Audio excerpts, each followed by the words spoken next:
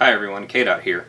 So this week I'm going to talk a little bit about a faction in my setting that transcends pretty much every single city section in Axiom. In the sections that I have created, it is known as the Cartel of the Ebony Coffin. This is also known as the Bank of Axiom. So picture this. You are the captain of a Corsair fleet. You are comfortable standing at the helm of your vessel with your partner vessel just off the port side of your ship. You are traveling back to your hidden island home after a successful raid of a small port town. You had directed your crew to go to this small port just because you knew that they had a cache of weapons to take, and thus you would be better armed and more well equipped for more profitable ventures to come. So when you ended up taking control of this town after your raid, you not only found the weapons in their armory, which were a wonderful set of weapons and a great upgrade for most of your crew members, you also discovered a vault in the armory that contained 16 massive chests full of jewels, gold, and platinum bars. So as you stand there on the deck of your vessel, steering it with a light hand, the sun is just about to set, and your watchmaster calls out to you, "Captain, there's something weird off of the starboard bow." You have, of course, already seen what it is that he is referring to. The odd phenomenon looks a lot like strangely colored purple lightning and clouds that are localized to a very small area, an area that your ship was about to pass through. You turn your ship hard to port, and your sister ship does the same as well, to avoid hitting you. But as you do so, with a crack that sounds almost like thunder, a massive bone-white vessel appears out of what looks to be a gigantic doorway into vast, dark pool that is surrounded by this purple lightning. The deck of this interloper is crewed not by men, but by things that used to be men. Skeletons, creatures with their flesh rotting off of their bones, needle-sharp teeth stinking of disease and rot. And at the helm of this vessel, you see a mighty figure, clad from head to toe in red and black silk with a three-pointed hat on his head. His skin rotted away and his bone-white skull visible even to you where you stand. His red glowing eyes fix on you, and he points at your ship, and his crew begin to swing grapples out to catch your vessel and bring it home.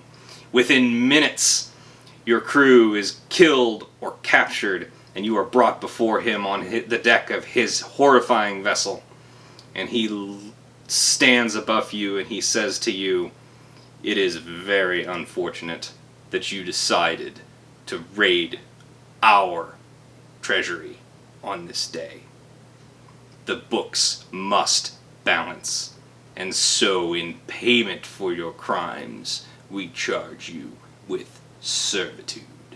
And he reaches out a clawed hand and picks you up in the air by your throat, and you feel the life drain from you as he makes you another one of his rotting crew.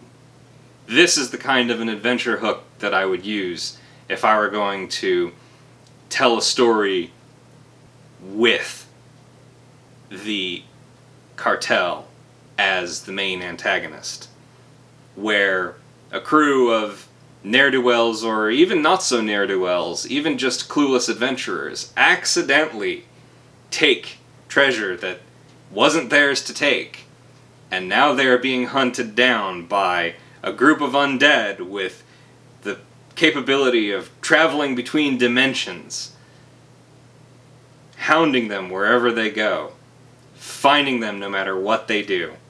The Cartel is not necessarily evil. As the captain of this vessel said, the books must balance. That is what they care about.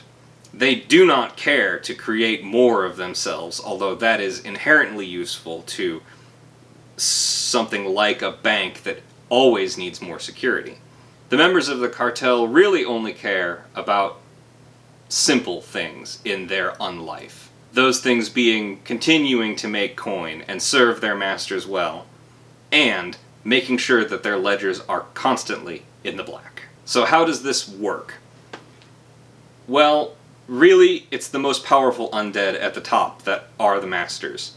Things like liches and demi-liches, even dracoliches, vampires and mummy lords, the greatest of undead, the kinds of things that you would have as an end game, an end of campaign, big bad guy. Mid-level undead tend to fill roles that are not quite management, more like clerks. Creatures that still need to have some kind of a mind to operate with a little bit of independence. These would be things like wights and ghosts and vampire spawn, those types of creatures. Typically those will be the clerks, the people that make the bank continue to work, and I use people in the loosest of terms here. The lowest levels of undead, like zombies, skeletons, ghouls, shadows, and shades, those tend to be the muscle, the guards, the cannon fodder, the things that are going to show up if you decide to make a scene inside this bank that is completely staffed by undead. These banks tend to have lots of magical protections, and a particular favorite of many bank managers is to create magical traps that summon darkness and large numbers of shadows to come and basically consume anything that tries to cause trouble inside of their branch. So as far as how I have this work in game terms, it's actually pretty simple. Anyone can go into a branch, and as long as they don't cause trouble, they can open a bank account. Just like a bank account here in the real world. There is a modest fee for opening an account with a small amount of money, but with larger amounts of money that would be common to have on an adventurer, typically that fee is waived. When an adventurer does open an account, they are given a magical seal. Really, it's a small coin with a faint residue of magic on it. This will allow them to go to any bank branch and withdraw money from their account. It's a minor piece of enchantment that can be made very cheaply. This is why the fee is assessed for small amounts of money, because with a larger amount of money, the bank can of course go and invest that and make more money off of this money that you are basically lending to them. So another service that the bank offers is kind of like a safety deposit box, but really it's a vault. Whenever you rent one of these vaults, you are not renting a physical space. You're renting your own pocket dimension.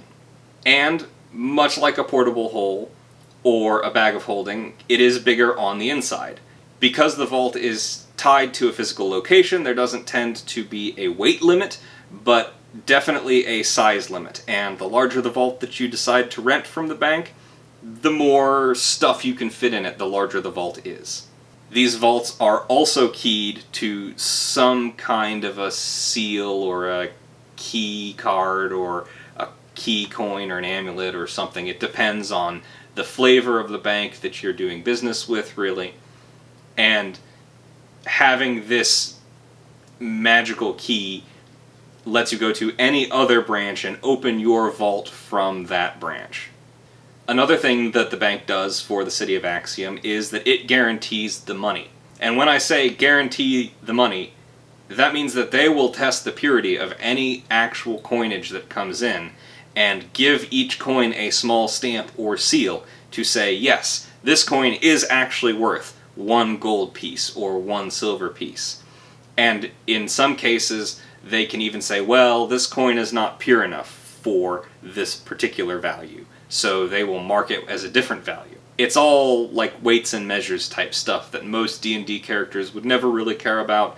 And unless I'm really going heavy into it, I personally don't care about it either. As far as I'm concerned, most adventurers who show up in Axiom are coming there with their coin to spend it, and they're doing so without any real knowledge of any of this kind of stuff, so I'm not going to necessarily penalize them for any of that kind of thing.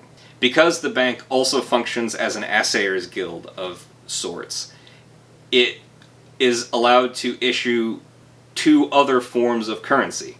Those being paper money, which is something that you don't normally see in Dungeons & Dragons. Paper money would be useful for adventurers who come back with massive quantities of gold, like, say, a wagon full, and they want to go spend that buying magical items or some such thing. Paper money is a lot more lightweight than a cartload of gold coins, and so you can probably carry it not necessarily in a wagon, but in a backpack, maybe, or even a briefcase. After all, who doesn't want a giant briefcase full of bills to put on the counter and open up in front of your magic item smith to say, give me the finest sword that you have ever created? The other thing that any account holder can do is write a check. Another thing that's not very common in the D&D and TTRPG world, to my knowledge.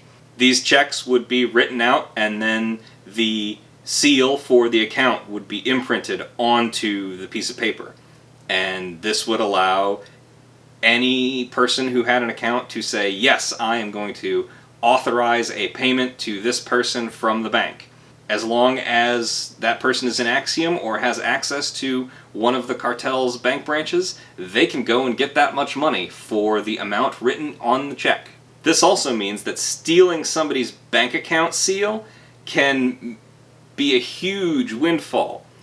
Unfortunately for anybody that might try to do this, it can also be incredibly dangerous because the bank has a reputation for hunting down people who constantly steal other people's access to their own money and punish them much like they would actual thieves. So I think that's gonna about wrap it up for this week. With all that being said, I want to wish everybody a very wonderful week ahead of you. I know that things are a little bit weird in these times, but I would like to close as I always do, saying that I'd like everybody to go out into the world, have some fun, play some games, do something cool, and try and remember, be excellent to everybody else. It'll make the world a lot better of a place. Thank you so much. Have a good week.